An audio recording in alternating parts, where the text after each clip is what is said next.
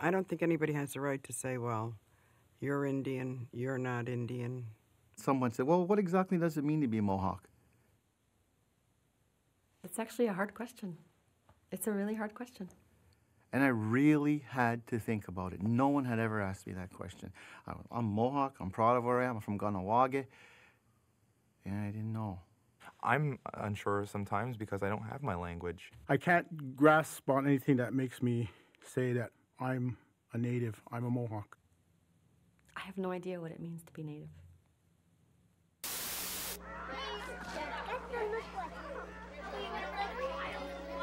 What are you doing later tonight? I have to perform in a play, a dramatic experience. What's it called? Sometimes When I Dream. And who are you? I'm a native.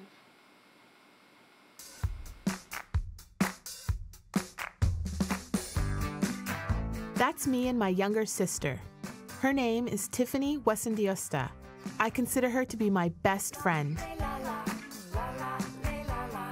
We grew up on the Ganawage Mohawk Reserve near Montreal. Our childhood was filled with so many awesome adventures that we were kind of oblivious to the politics around us. Identity and membership meant nothing to us then, but not everyone was as lucky as we were.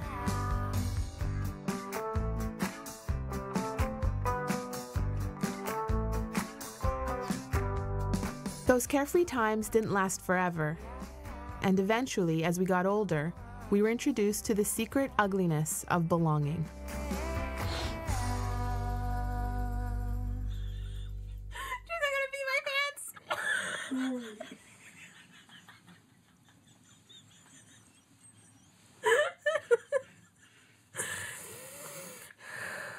Well, growing up, okay, wait. What do you remember about when we were kids? Okay.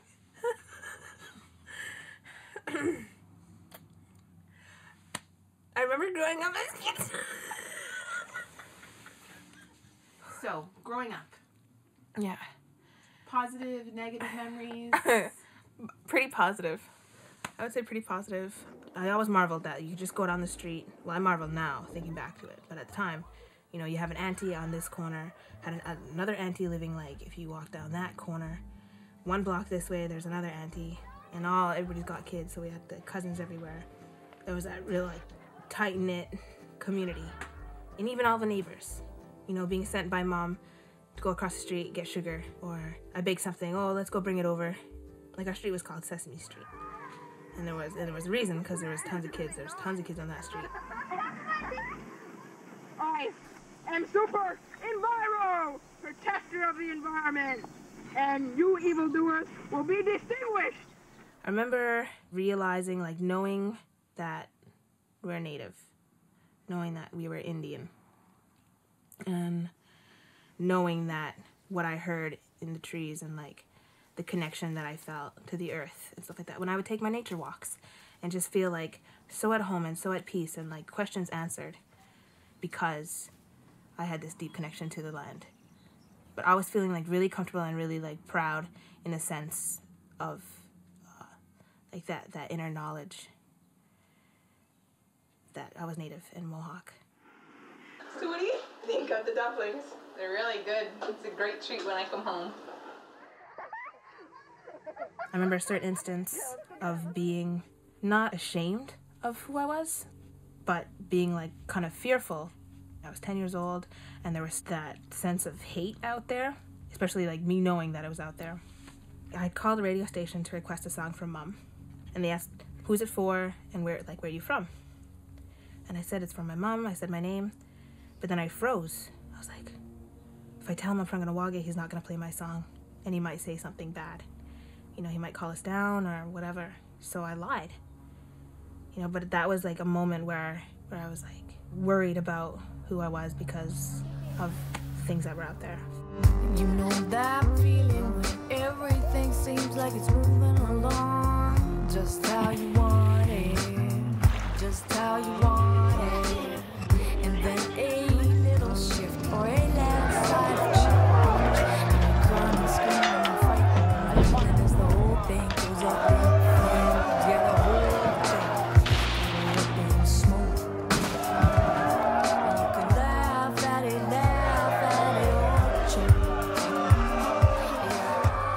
summer of 1990 was a time of courage and contempt.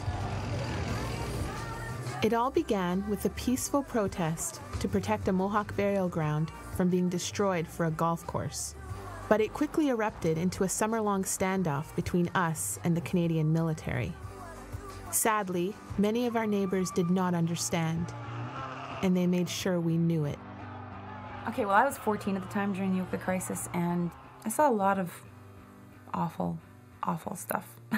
To see all the race riots, I was amazed to see that existed. You know, I knew of racism as a kid, but I could confront that, and that's kids being ignorant. But when you see adults and stoning cars and and just going crazy, it was really scary. It was just so unreal, unreal to be there. I'd walk out of the house with the food to go deliver it to the warriors from bunker to bunker, and you'd hear like them yelling, "Oh, we're gonna get you, we're gonna rape you, we're gonna," and that was like daily stuff. We were going out there, and this is like, they're coming through the pines, and they're coming and setting up all the barbed wire, and there's like tanks coming in, and I'm just like, my heart's racing, and I'm trying not to be scared, and like guns everywhere, and just trying to be that brave warrior that I really didn't feel like. Like I felt like a scared teenager, but I'm looking around me and going, okay, nobody else is scared, well, I gotta be tough.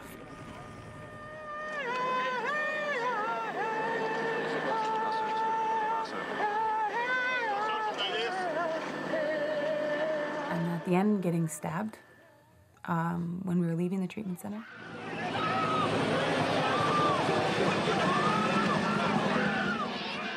All I wanted to do was get my little sister to safety. She was screaming like, I'm scared I'm gonna die. Like this screech. And there's like fights going on everywhere, and she's freaking out, I'm crying, everything. It's like the world was coming to an end, and I remember getting to almost to the press barricade, and I got hit, like it was like someone had just knocked the wind out of me, and I was like, and I couldn't breathe. And then someone kicked my feet out underneath me, and that's the picture. That's like my little sister on top of me. And I just remember feeling like my whole body was gonna explode with pain. I was scared, I was angry, I was terrified, I was so sad. I don't know, like everything at once.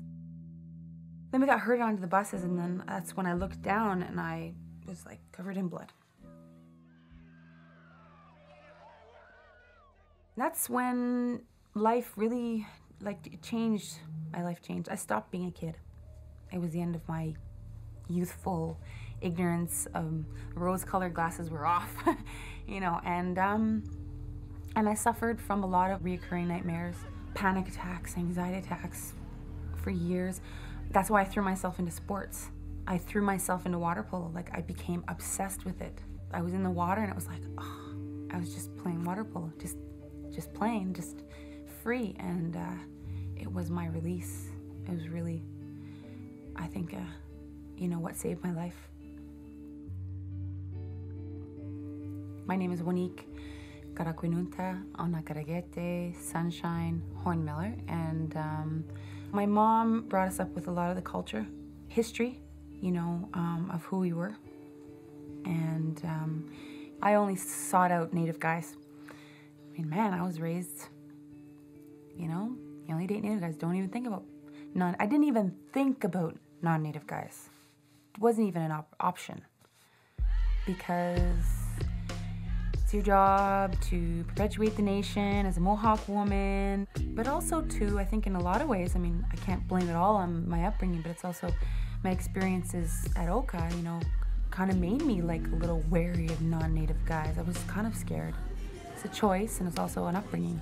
You don't date non-natives. It's just the way it is.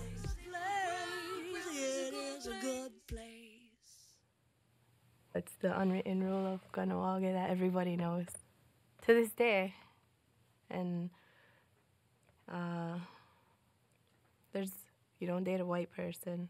You don't marry a white person. You don't bring a white person here. What else are there? There's so many single women because they won't go out and look for anybody else. beautiful, strong,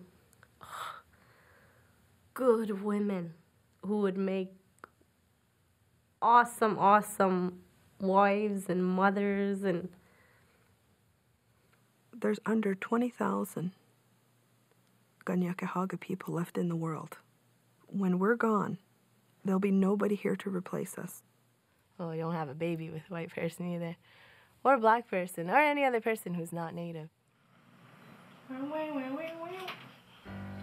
My name is Lauren, and tonight I'm doing a burlesque show with the Blue Light Burlesque. It's called Audition Night because I've never done this before, so I'm going in as an amateur and hopefully I'll get something out of it. And the idea is just to be very big and brassy and curly and sparkly, so we're gonna see how that turns out. Lauren, well, she's going to college right now. She loves school. She's involved in so many different activities. Like, she volunteers for different things, and she's been in theater since she was like 4 years old, 5 years old. She was doing drama in the community. She just loves life. She's like really alive, you know. She does everything. She's got a good outlook on life. She's always seems to be happy about a lot of things, you know. She's awesome. Okay, so remember what we discussed yesterday. Not from the middle of nowhere. Bring it from the side. I just turned 18 recently, and I come from a mixed background. My father's black and my mom is Mohawk. Both of my parents served in the military. That's how they met. And yeah, I mean, like, I wasn't born in Kahnawake. I wasn't born into the reservation. I was actually an American baby. I lived in Kansas for a year, and then we moved to Germany for 2. And after my parents divorced, we moved back to Kahnawake, and that was kind of a weird transition. Kids can be really mean, and I don't really blame them. I think it's more of the message that their parents are sending to them, you know. So, I mean, like, for a while I was just really cautious about what I said to people about, you know, my father being, like, black. There's so much mixture in this town, you know. There's, like, nobody is 100% anymore. And, I mean, I think that comes from a real, I mean, if you think about it, all this, you know, fear of the outside, you know. I mean, I think it might just be a fear of what they know, like, ultimately know that, you know, they're not 100%, you know. And to prove it, they're going to be like, ah, you're white, you're black, you're this, you're that. I don't want you, like, anywhere around me.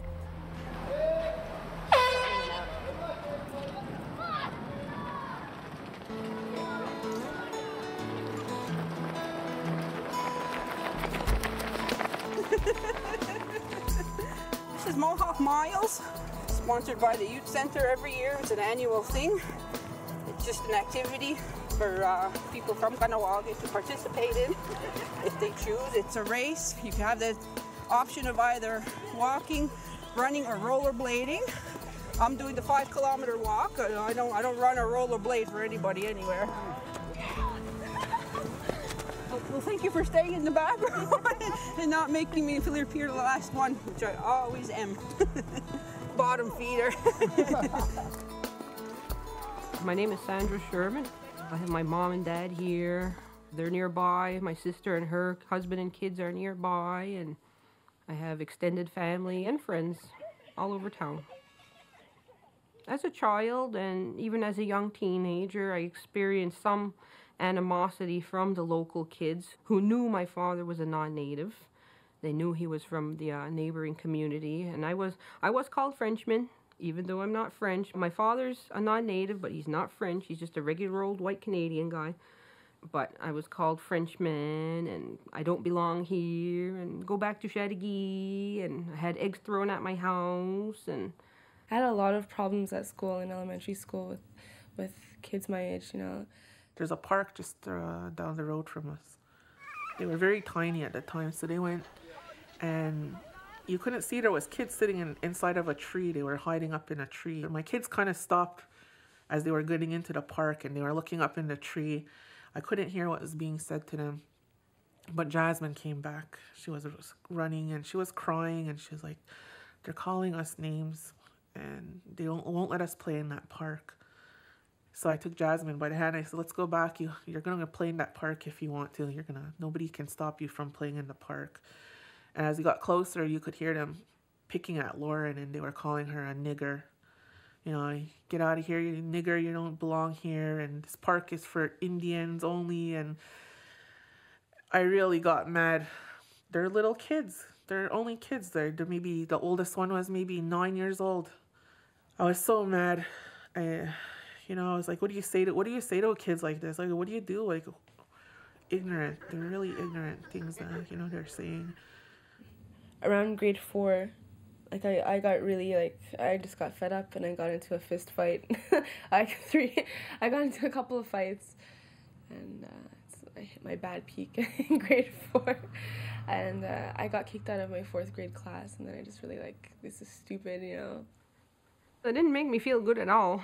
I couldn't understand why, like, yeah, my father's not native, but my mother's native. Doesn't that count for anything? And I live here. I live here in Kahnawake with you in the same reserve.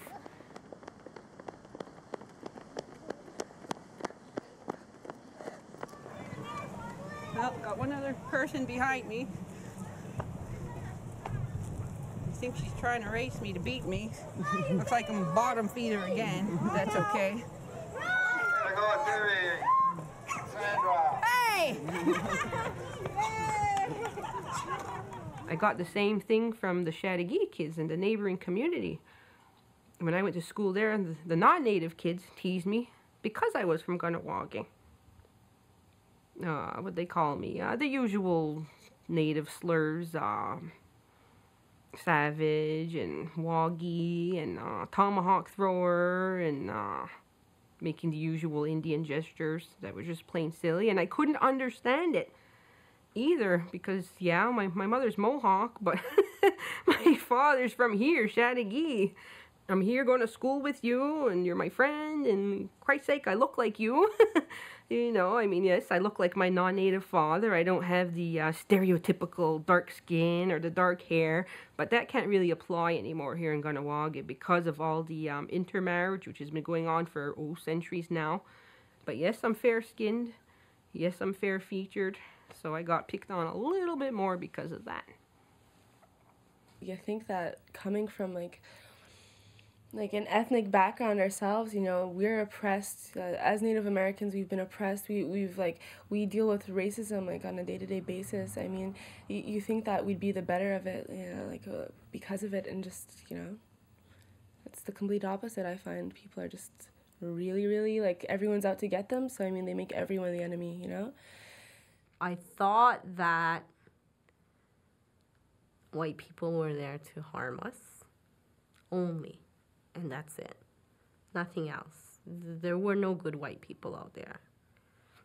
We're making ourselves prejudiced against one another. I just moved back away this August because of threats my kids had, my van being vandalized, my home. I can't do it.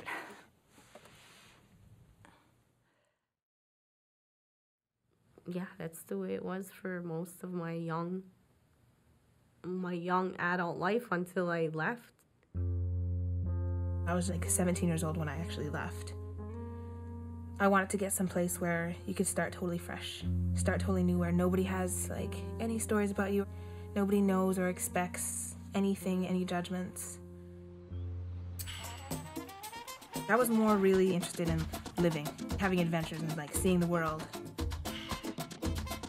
My sister went backpacking through Latin America, camped out on the beach in Mexico, and eventually she ended up living in a community of social activists near Austin, Texas. I just kind of like let go and went free for a little while. I knew going away, if anything ever went bad, or if I was ever ready to like drop everything and go home, Kahnawake was always like home. So it's kind of like stepping out, but knowing that I was stepping back in later. And I think that was like a major reason why a lot of relationships didn't work in the beginning. Knowing that it would never work out with these people because they're not from Kahnawake. And I can't get too serious with them. Because it wasn't allowed. I wanted to be the most native that I could. And if that meant I had to marry a Native person and have like the most Native child that I could, then that's what I would do. And that kind of like stayed with me for a long, long time, that way of thinking. That it's got to be done this way and there's no other options because that's the way it's got to be.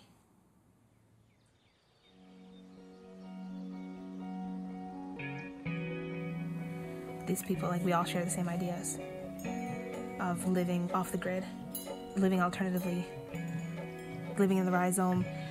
It's a warehouse, and everybody kind of lives in like their little rooms around the warehouse, but there's no like real private space there. So I met Andrew, who was more of an intriguing character in the beginning. Like, who is this person?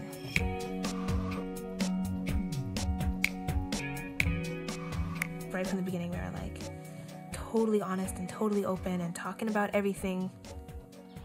Being told that we could never be together because of my race. At first blush, I guess I was offended a little bit, you know? Not necessarily, maybe by her, but more just like the entire notion seemed, well, it just seems racist, you know? My reaction was one of, I guess, disbelief, really.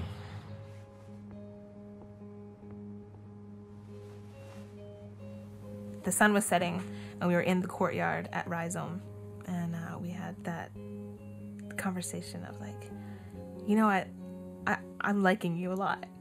Yeah, I'm really liking you too. Oh, cool. And you know, and then like kind of romance kind of like sparking up from that. We really started like getting closer, and I was still torn, like, oh my God, what do I do? I remember one like certain conversation that I had called home. I was like, should I go with love or should I come home and keep trying like to find somebody at home? And I think I made up my mind just to follow my heart and to be happy and go with like what felt really good, go with what I wanted, what, you know, where it was taking me. Yeah, because like it's really great. I don't usually look at my feet.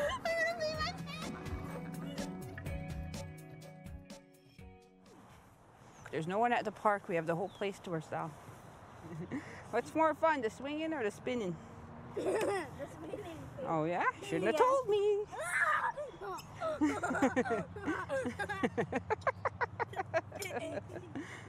Here in Kahnawake, we have what's called the Mohawk Registry. I was never on it since the day I was born because when my mother married my father, she lost her rights as a Native as per the Indian Act, which was in effect at the time. I grew up on this reserve, but I wasn't allowed to attend school here. I was bused off the reserve to school in the neighboring community. To this day, I'm not allowed to vote in our elections. I can't own property. I can't build a house if I chose to. If I die, I won't be able to be buried here right on Mohawk territory in my own cemetery. I'd probably be shipped to Chattagee.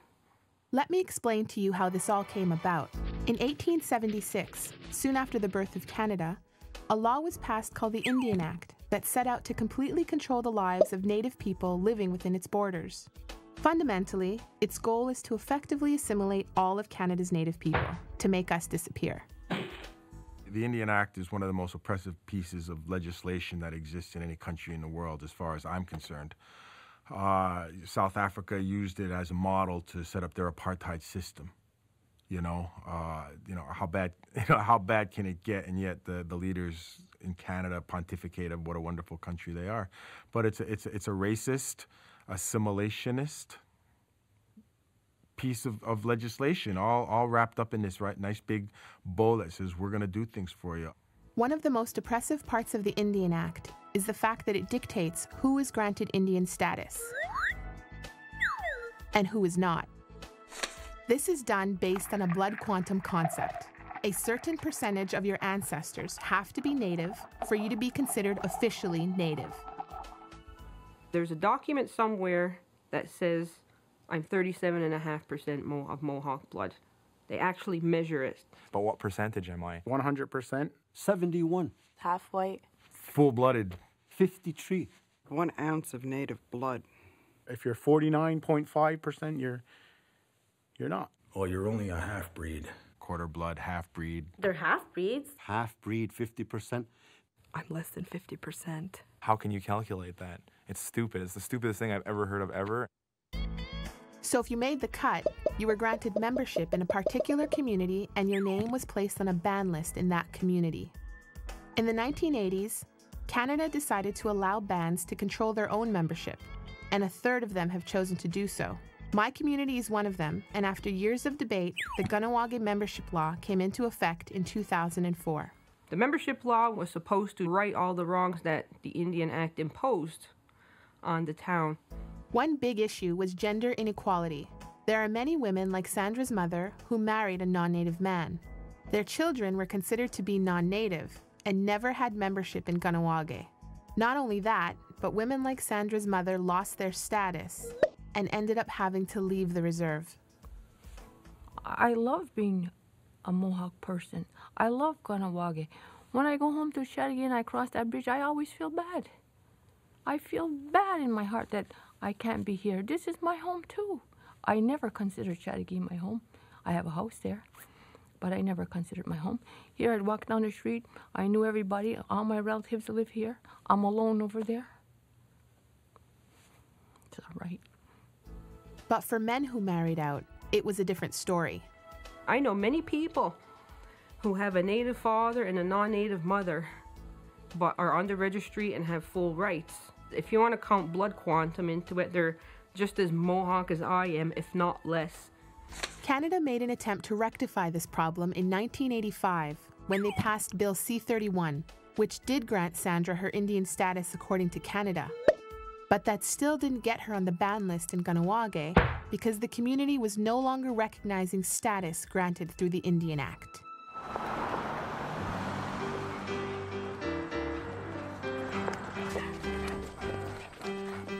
From what I hear, it's a little club called membership. You have to make a written application, a request for membership. It's very intimidating also. You have to go against the Council of Elders and plead your case why you want to be a member of the community. And you gotta prove how how native you are. For me, it's always been there, you know. I've always thought of myself as a Native American. I've lived here for like ever, for the majority of my life. To me, it's just a birthright that I think I deserve because I'm from Kahnawake. I'm not a stranger to this community in any way, and I belong here. Oh my God. I can't believe how many pages this thing has. Are you scared? Well, yeah, like I don't know. Some pretty heavy stuff here. A person who is not born of 2 members is eligible to apply for membership of Ginyakahaga of Kahnawake at the age of 18 if he or she satisfies the following criteria. Has at least 4 Ginyakahaga great-grandparents. So is Bubba's granny's father and mother are Ginyakahaga, and Bubba's mother and father are Ginyakahaga? Bubba's mother is half. She's half? Yeah. But was she Ginyakahaga? Like, did she have membership here? She had status here.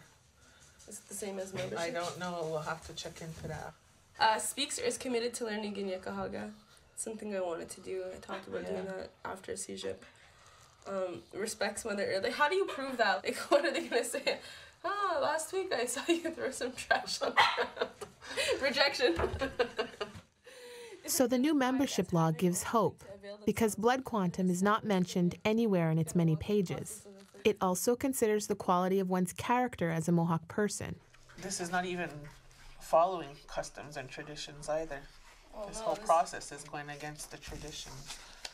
Essentially, like, you were Native if you had a clan, and that's passed on through your mother. So regardless of how much mixture is on your family, as long as your mother had a clan, you'll have a clan. But I mean, like, even if you don't have a clan, you can get adopted into one. It's just stupid. Come on, Gypsy. If she's got a clan, she's a Mohawk woman. This is my home. You know, I want to be able to call it home. And I want my opinion to count and to matter and to have weight in the community, you know? And like, when I'm going out there doing positive stuff, people are gonna ask where you're from. I wanna be able to say, I'm from Ganawagit, and I like, you know, represent the community. If I don't get accepted, I just think that's complete BS. And I don't need a piece of paper to prove that, like I know. So I mean, this is more or less an experiment just to see, you know, how things are gonna work out. Love you, Mom. Love you too.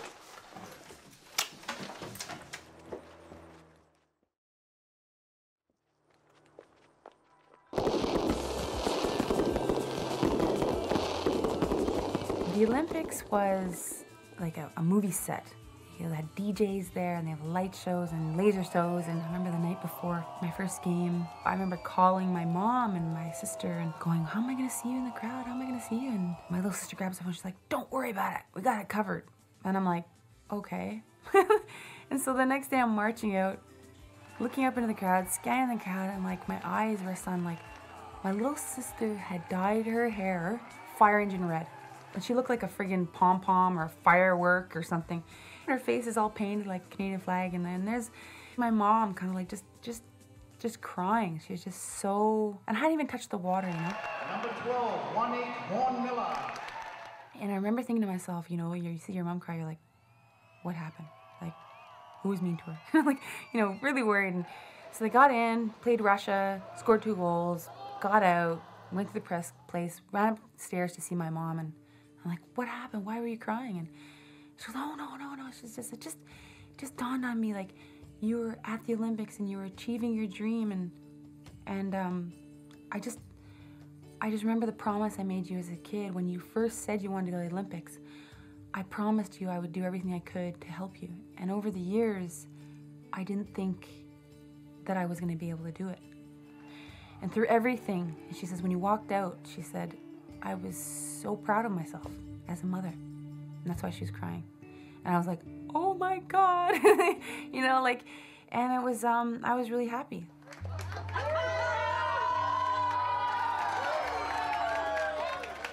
My experience was always tied to my family and my community, always. It was like so important to me. So to make my mom and my community feel proud of themselves was really, really important for me, and it made me proud of myself that I could do that.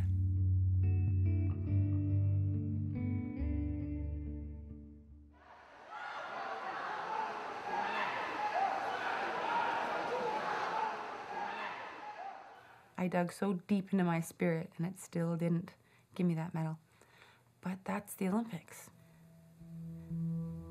At the end of my water polo career, what happened to me, it's like my drug that kept all my real issues at bay was now gone, and so it was flooding in, and I was overwhelmed with all these, just with nightmares and anxiety and panic attacks, and like I had full-blown post-traumatic stress at 27. And I can remember thinking to myself, I remember burning tobacco and saying, please, can the ancestor spirit, can Great Spirit or whomever send me somebody? I need help. I was really not doing well. I was suicidal. I was going through a very hard time. And I just remember thinking, please, I need somebody. And then in walked Keith into my life. And I remember thinking to myself when I had met him at the Olympics briefly, he's a much more accomplished athlete than me. I just remember thinking he was cute, but he's white, you know, forget it. I mean, I can appreciate a good-looking man no matter what race you are, you know, so, but I saw him again 2 years later. I was in a I don't care mode, screw that, screw this, I'm gonna do what I want kind of attitude. I was very much like basic needs, and I was like, oh, why not? You know, you're cute. What do I have to lose? You know, little did I know, someone who I thought was going to be a one-night stand turned out to be one of the best people I've ever known in my life.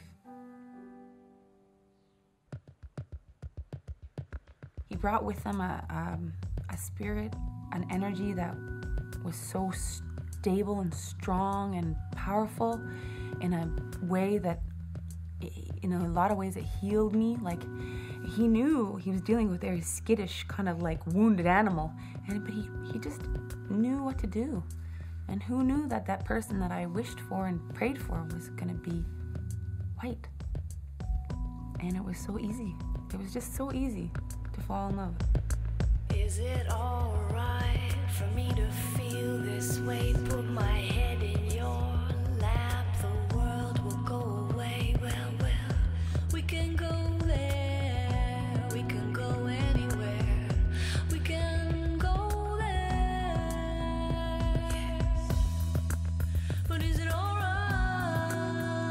Yes. Is it alright? He's white, but he's such a great guy, so kind to me, I love him. He's white. What's my family gonna say? What's my community gonna say? But I love being with him. Like, I was just this back and forth and back and forth. Finally, I'm like, okay, I'm gonna tell him the big one. So I remember calling him and just being like, you know what, Keith? I love you, care about you, but I've been scared to tell you this, but after everything I've been through and seen in my life, and I've been brought up with, and the history of our people, I need to have Native children. And I was just, the phone went silent, and I was just like cringing. Okay, he's gonna say, I thought he was gonna say, well, okay, I can't really help you with that. That's the end of that. And he said the most unbelievable thing to me. He said, Wanique, I will never ever stop you from doing what you need to do for your people. I just want to be there to help you raise the kids. And I was like, oh my God. I remember being on the other line going, oh my God. I'm like, it's unconditional. That's like, and I'm like to myself, I'm really worth that? Like, here's someone who's willing to do that. And I was just so astounded by that statement. And I thought to myself, I can't give him up. I can't give him up because I needed him. And he wasn't ever going to make me. He was just going to help me. And I just didn't. I needed that. And he has always stood by that statement. Always stood by that statement. And he's backed it up with his kindness to my family and kindness to my community, and most of all, his kindness to me. He's like, you are your own person. You're a Mohawk woman, and that's you. And I just want to kind of coexist with you.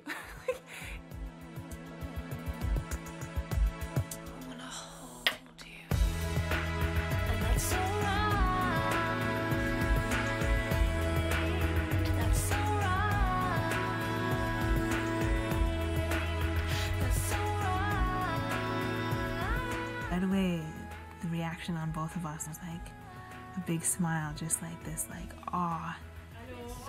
And I told him that, like, I have to have the baby at home in Kahnawake.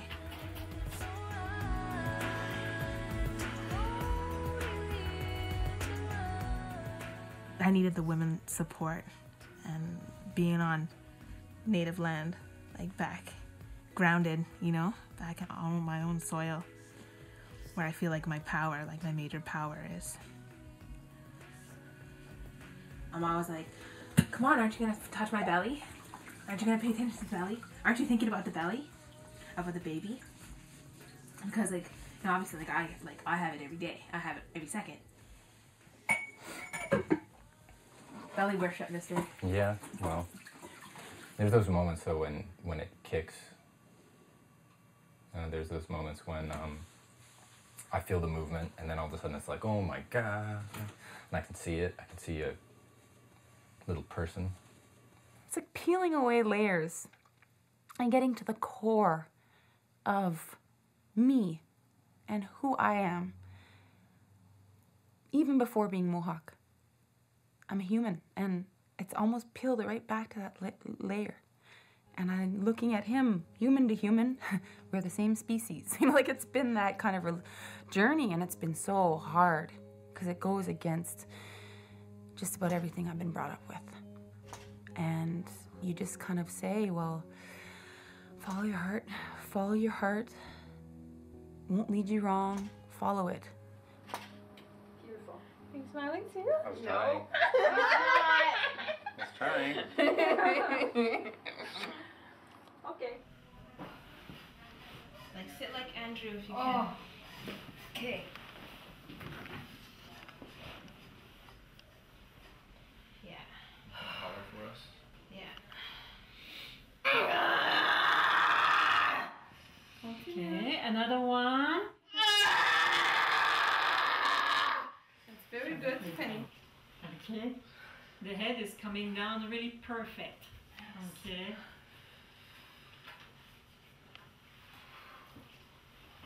When you push, I will apply some hot compress on that. That's nice. Okay. Yeah. More.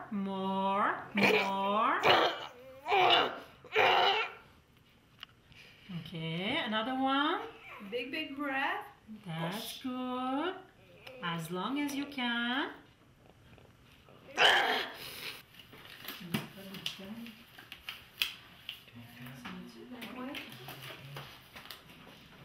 That's it. The more that you can. That's perfect. That's it. Oh my god. Oh my god.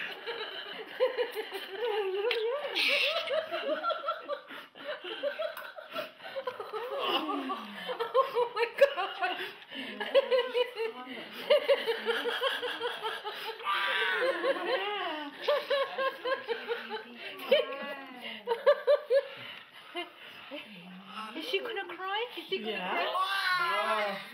What do we have? We have The baby's gonna have like two really loving parents, and I'm gonna teach the baby everything that I can about the respect for Mother Earth. Oh my goodness. I have my nose. She has your nose. She does. I don't even have a doubt that the baby's not gonna have like a firm grounding and a firm like pride and background. Like part of a community, part of the people, part of a culture. I just know that because I could feel it. I'd like to introduce to the family little baby Luna. Luna, dear Tao. Cheers to Luna! Happy birthday, Luna! Cheers!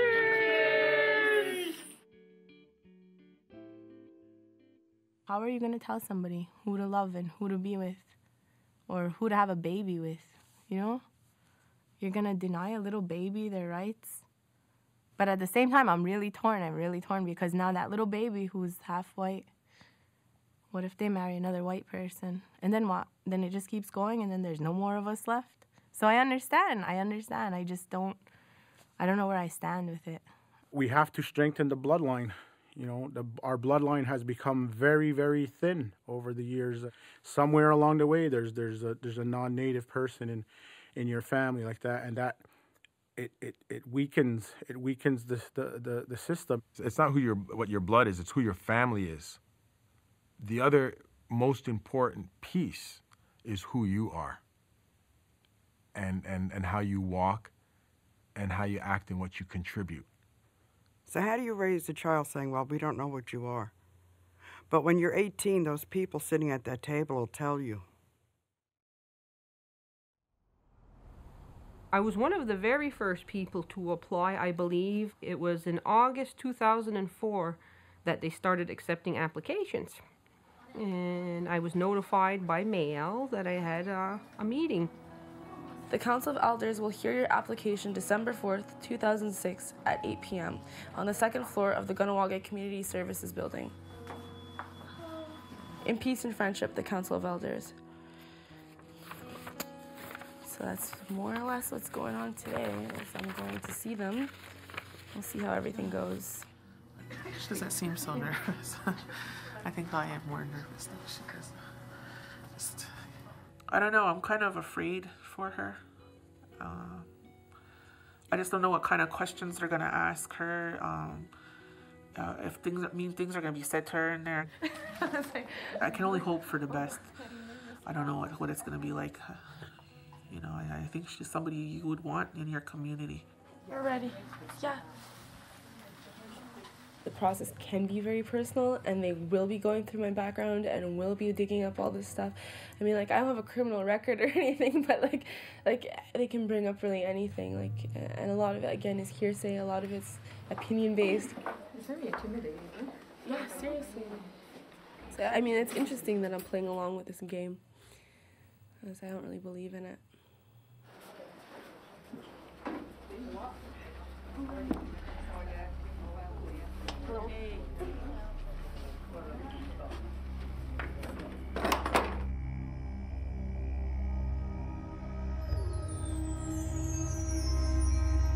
The custom, it has its origins back to the Haudenosaunee, which existed for centuries before Columbus, and nowhere in that culture is there any mention of blood. It had nothing to do with blood. It had everything to do with custom, culture, language, sense of belonging. And the stories were that when the white people came and raided our village and killed our women and children, our Indian men would go and do the same, but they take back the children and raise them as Indians. So there's a mixture of blood in here. Now the law also says that when you come into the house, you leave behind what you had before. That's gone. You're now part of us, and this is how you act, this is what you do. And our clans meant a lot to us. It's not to say, like, I'm a wolf and I'll wear a wolf t-shirt and put a wolf sticker on my car. You know, that's not what a clan is for. Traditionally, it tied your people together, and people worked together, you know, to make sure that they survived.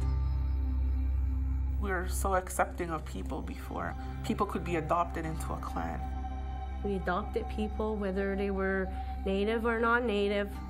We've survived because we have adapted. It was always about family.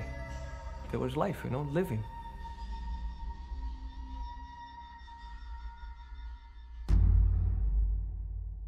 I went in there all by myself, sat across from this table full of about 14, 15 people, and they started off by asking me, where do you live? Then they went on to say, well, who do you live with? And where's your father from? And are your mother and father still together to this day? Now that I found was crossing the line. Now they're starting to cross the line. But I answered their questions because I figured they were standard. Whew, it went very well. Very well, yeah.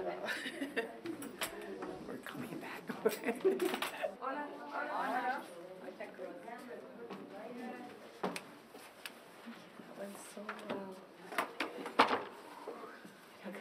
Yeah, thank you so much. It took all of 15 minutes. I didn't think anything. They didn't give me any reason to think anything was negative was going to happen or anything like that. I don't know, I feel relieved. It's been like a long time waiting for this. So, I don't know, I just feel really relieved, that's all. About 3 weeks later, I got a big envelope in the mail, a big legal document saying that Sandra Sherman applied, Sandra Sherman met with the Council of Elders, whereas this, therefore that, and anyway, the bottom line was Sandra Sherman's application is denied. I was denied membership. Okay, I'll see you later. Okay, do you want to come over for tea or coffee or something? Based on the following. I did not meet criteria 11-1A. Does not have 4 great-grandparents that were considered Ganyangehaga. And I really didn't see that coming. I figured there would be no problem because I do have 4 great-grandparents that are considered Ganyangeha. Apparently, they decided to single out my great-grandmother, Ida Paul, because of her non-native ancestry. In my meetings with the Council of Elders, trying to press the issue, what do you mean my great-grandmother's not Mohawk? She has Mohawk blood. Her mother's a Mohawk. We have a clan. We were always told we have a clan. She was half French, but she was half Mohawk as well. She was half non-native, just like I am to this day. But she was born here. She grew up here. She married a Mohawk man, and they both raised their kids as Mohawks. They immersed themselves in the culture. They knew the culture. They knew the language. She did beadwork. She could make anything. And she's buried here on the reserve today. If that doesn't make her a Mohawk woman, then I don't know what does. Even before seeing her file, you know, it was my belief that she was like an automatic, like, yeah, okay, you know. And I had assumed that she was going to be accepted. Her application was looked at, and it's almost like there was a preliminary vote there already, saying no, no, no. So it was like, it was already decided. I mean, she didn't even have, I could have told her, don't even show up. It's already no. I knew that from the week before because we previewed the candidates. People look across the table and say, Yatahunguhue, because they know, and that in English means they're not Mohawk, they're not Native. And it's wrong. I mean, because one of their parents are white, or they know that one of their great-grandparents, you know, didn't come from Ganawage, or whatever their background and history is. And that goes on for generations and generations. And I think it's become a real thorn in our society's side. I left the Elders Council because I disagreed with the decision. Now they're basing it on blood, or so it seems. They're saying it's not, but the evidence is clear that the 4 great-grandparent stipulation is basically blood quantum. And that's how we're basing our decision, on people's lives. And everything else means nothing. Everything. The membership law has now become something that is similar to the Indian Act, you know, except now we're claiming ownership over it. That was the intention of the Indian Act. You know, that was the intention for us to be doing that to each other now. We have learned well from the non-Native society. We have learned very well from them what to do with our own people to separate us. If the whole point of membership was to build or to preserve the cultural identity of the Kanien'kehá:ka people, I have to say that it has failed. Would it have been different if we had more land? You know, our land used to go up to New York State and out that way, all over. Would it have been different if we had more places to live? Maybe. But then who do you blame for that? I look at it as, I don't want somebody from the outside, you know, Zhangyi, whoever from Chattagee coming into my community and taking the services that should be going to my family and to your family and to whoever's family in the community who has the inherent right to be here. So we need a membership code to protect our rights and who we are and who belongs here.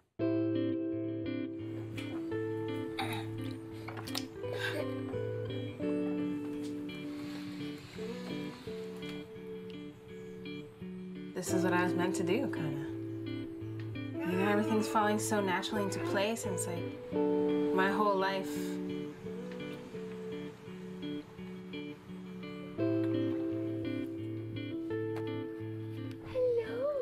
The amount of support here with family and friends, and just the fact that Ganawage is kind of a small town makes things a lot easier.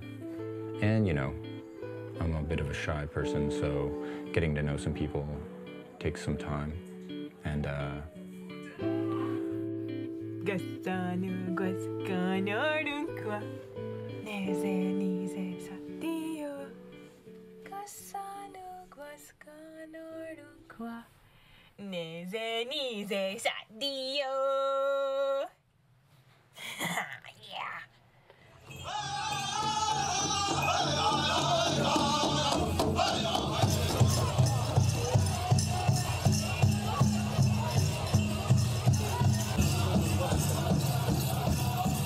at the 16th annual Ganawage powwow. And it's Andrew's first powwow, and it's Gasanugwas' first powwow. Ganawage is really growing on me as I come to terms with being an outsider, I guess. Oh, pardon me. I'm still trying to get a handle on what it is to be Mohawk, but I don't think that I'll ever, I'll never be Mohawk. I'll never be Native. So that's where I'm at. Where is my child at? I don't know, I just don't know.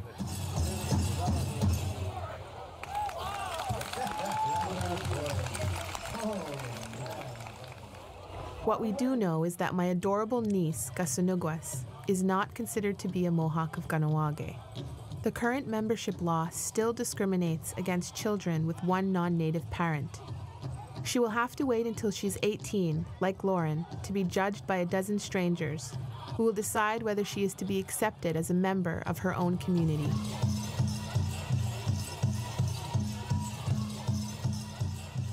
I love Grandma.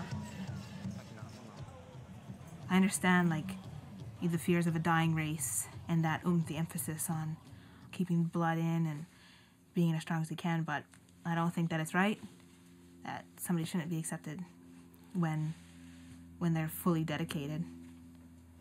He's always so willing to learn about everything. If they respect this place and the people, there should be an equal kind of acceptance. I'd love everybody to just sort of accept me for who I am. I mean, I can't control, who I am. I was born who I was, just like you were born who you are and everyone else is. And I guess just trying to earn the respect of everyone has been my sort of goal. Go. I've chosen to live here because I'm not ready to give up and leave and walk away. My relationship has affected my family a lot. I think it's created strife within my family, and I'm very sad for that. I love my family, It's caused sadness in the hearts of them, I think, and it's kind of hard to know that you're causing that sadness and those fights and that kind of stuff. It has been hard for her family, and there's been, and there's been a lot of guilt. I sometimes feel very guilty, or that I've, in a sense, caused that. It's just hard to know that you're a disappointment, that our relationship could be seen as a disappointment. That's really very hard for me. Watching her dance.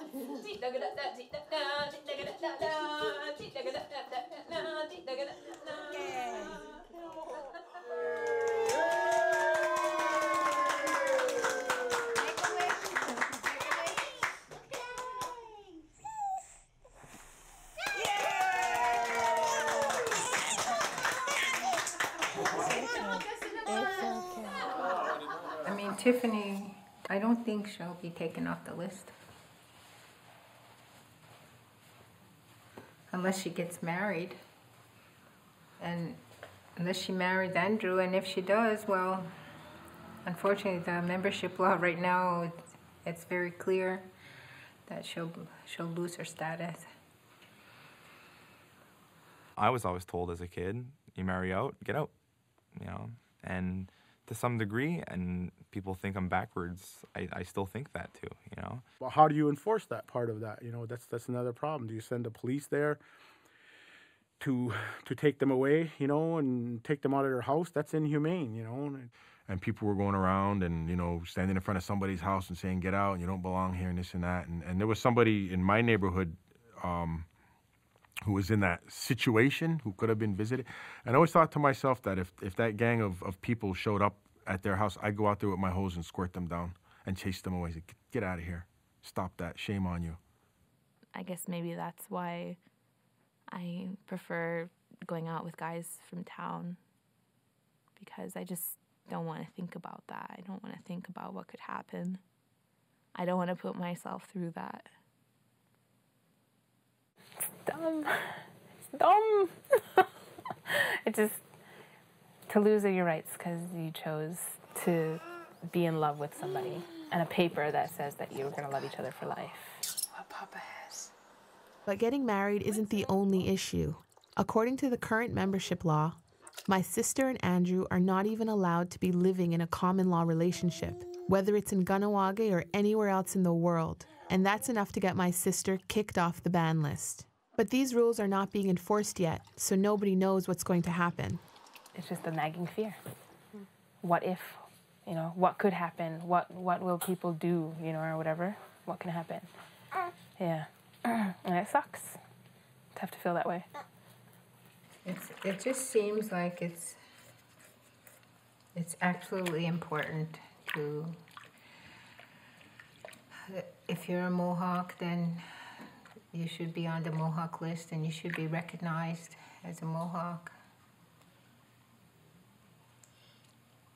So until something actually does happen or whatever, I don't have to face it and fight it and like finally know where we stand and like what we have to do to change it, you know, or we would fight it. We would definitely fight it, you know, because we belong to this community and she belongs here. You know, she deserves to like grow up here too, if that's what we choose, you know, and be a part of this community and learn Ngwehuaneha and their traditions and all that kind of stuff and just be with her family.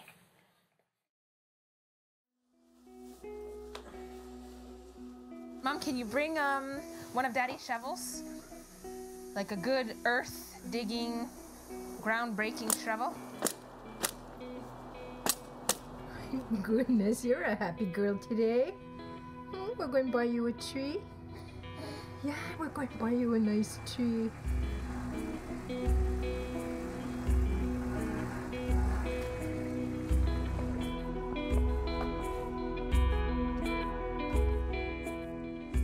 Which one, huh? Which one should we pick? Giga. Yeah. That's happy. It's Gasanugos' tree. We can watch them both grow at the same time. You know what that is, Daganui, again? That's the placenta where Gasanugos lived inside my belly. That was her home. It's a sack like that when she was inside of it. And then when she was born, she kind of broke out of it, came out of me, and then that one, that followed. So we saved it, and we're gonna plant it at the bottom of the hole so that all the blood and nutrients that help Gasanugos grow will help the tree grow. Whoa. Amazing. Bright red. Yeah. Wow. There we go.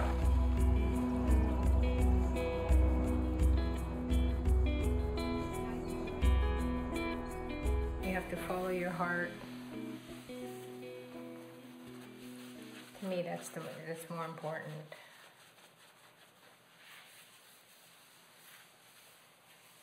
I mean, some people never even find happiness all their life, and if you forego happiness just to stay on the list, then you know what? Like, where's your joy in life? So. I'm packing so that we can pack up the Jeep and move to Texas. I guess like your mom said, it's their life. They gotta do what they gotta do. Andrew's an American and Tiff's Mohawk. You know, it's sooner or later they're gonna have to make up their mind where their life is gonna be spent. If they're gonna stay together, they can't be jumping back and forth across the border with. You know, sooner or later, you got to put down roots. Their daughter's going to have to go to school sooner or later someplace. You know? So, well, sad. I'm going to miss them. But I know they'll be coming back. So, And Andrew's mother has a right to spend some time with her granddaughter too, so. Are you gonna ready to go to Texas? Road trip?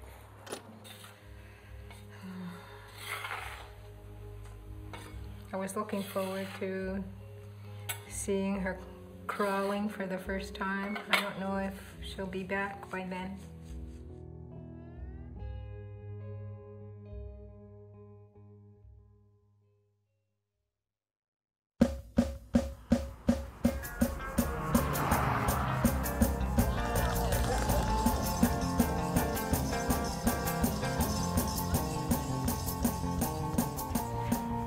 Andrew, are you teaching your mom how to change a diaper? Isn't that ironic?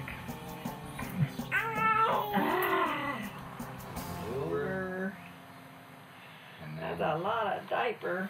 you kind of take those corners and you wrap them around on either side. These ones here. This one? And you kind of wrap them down. There is a special diaper changing system.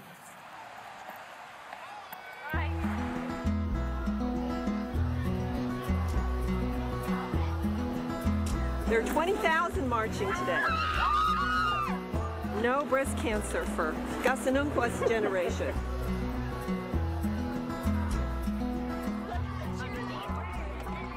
When I went out into the world, I was armed with a good sense of myself and a good sense of being a Mohawk. And you meet different kinds of people, and you never know what's going to happen.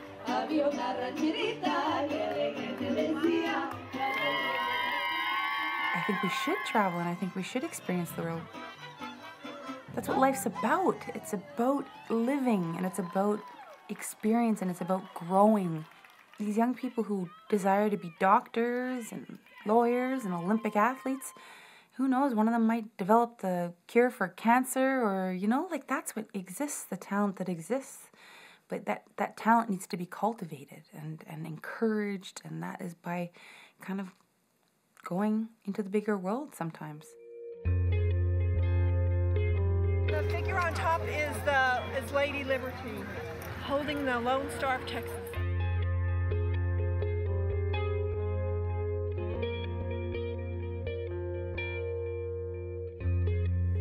People say, well, you're not Mohawk anymore. You're Canadian. Get out of here. You have no right to be here. You have no right to be here. I'm like, wow. It's just heartbreaking. And I know that you can't really feel it unless you're really going through it.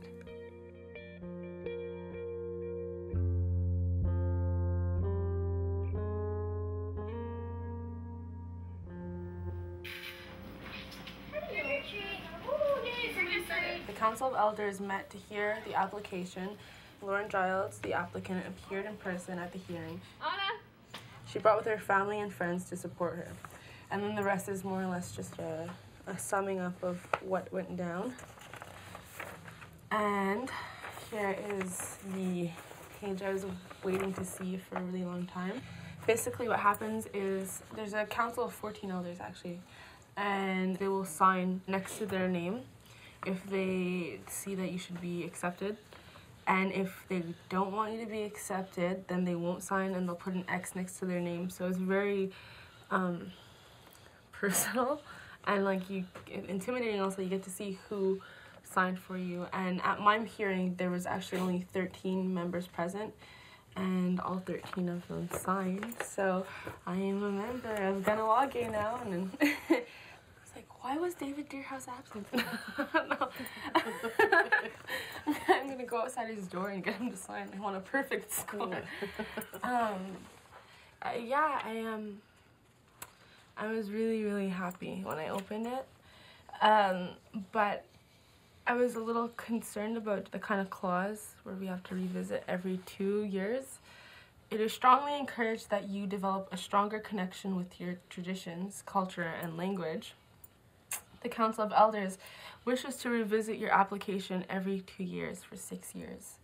So I wonder, I'm curious as to why that is, but I'm a good girl, so I don't think that's going to be a problem. It really comes down to watching who I choose to become involved with for 6 years, which kind of sucks, but I guess I could find somebody around here. You know, you can't tell who you're going to fall in love with. You know, now she's young, she's 19, and she's not thinking about marriage and things like that, but, you don't know who you're going to meet. It's like a trial period, so I just have to be on my best behavior. So does that mean you're going to watch who you date? Yeah, I guess I'm going to have to. Before I had no rights here at all. So I'm content with my situation now, and I will do everything in my power not to lose my standing here. But I mean, in the future, if I meet a nice fella who's not from around here, then so be it. I understand the consequences of my actions. You accept the fact that you can't stay here? Yeah. Now you have it on camera so you can hold me to it when I go to Vegas. Some guy. No, I think it's something that should be respected. I mean, these are the laws that we're abiding by now, even though it's something that I don't agree with. I agreed to go through the process. I signed the papers. I signed the contract. I'm going to swear an oath. And I respect this community, and I respect the laws that they have in place. So. Hi, Alexis. Good morning. How are you? I'm so tired. I feel the same. I just feel like that's actually a lie. I feel like just relieved. Like walking down the street, I never really felt like I was a part of the community, and now especially having everybody sign for me has been like the biggest support I could have. You feel these glaring eyes sometimes, and it's like now I just feel like whatever, man. Pull your card. I'd be like, hey buddy, native.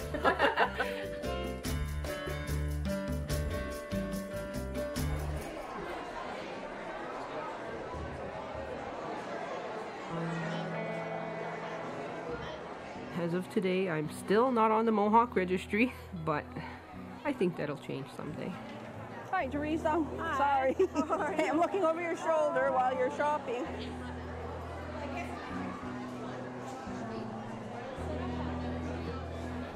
This is the only home I've ever known.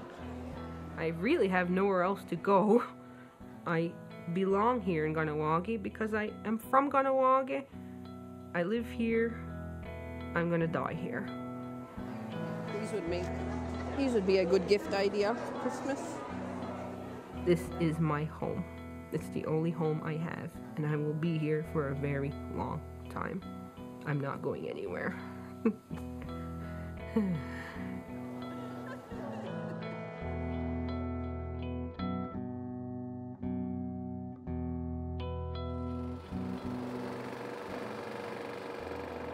I would like for my family, Keith and our future Rugrats, to be seen as full participating members of this community, whether they're our adopted children or our biological children. It's such a bad thing to want to have a baby with the man I love, you know? Maybe that's selfish. Maybe it is. But I think you know, he's said to me, whatever you need. And I know that he deserves to have a child of his own. So we're gonna have one of those, you know, Brangelina families. Who knows? Yeah. With some of ours, some of theirs, some of mine. Who knows? Hopefully the world will judge them not by the color of their skin, but more the content of their character and what they have in their hearts. You know, if they ask, you know, our children, why did you have us? If it's hard, I'm going to tell them because I love your father. And that's why you should have babies. It's because you love the man you're with. So. I agree.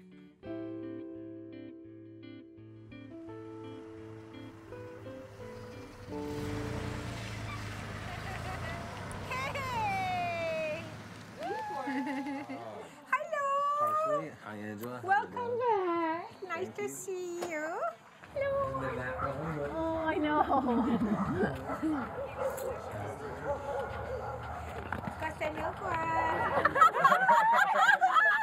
She's, the way she looks, with her forehead all wrinkled, she gets that from her daddy, eh? She's like this. That's her answer. Look at her eyes. She went like this. My little woodsy.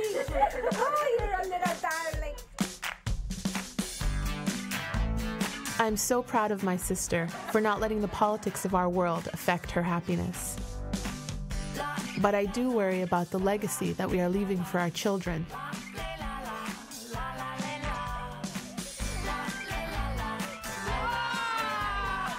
The power is in all of our hands to make a difference. I dream of a future that is filled with compassion and joy, because all of our children deserve that, and so much more.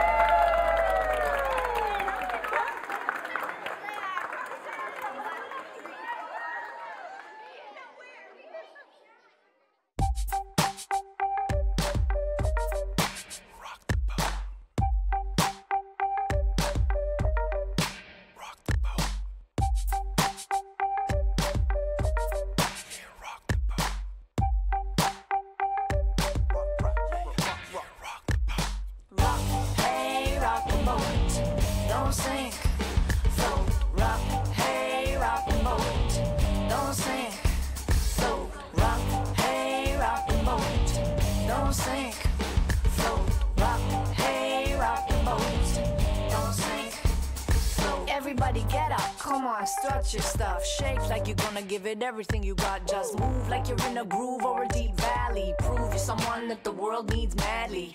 Keep the heart of everything near you. Be who you are, shine like you do. Aboriginal, I'm speaking directly to you. Full blood, quarter, third or 16th. Res folk, city folk, blue eyes, brown.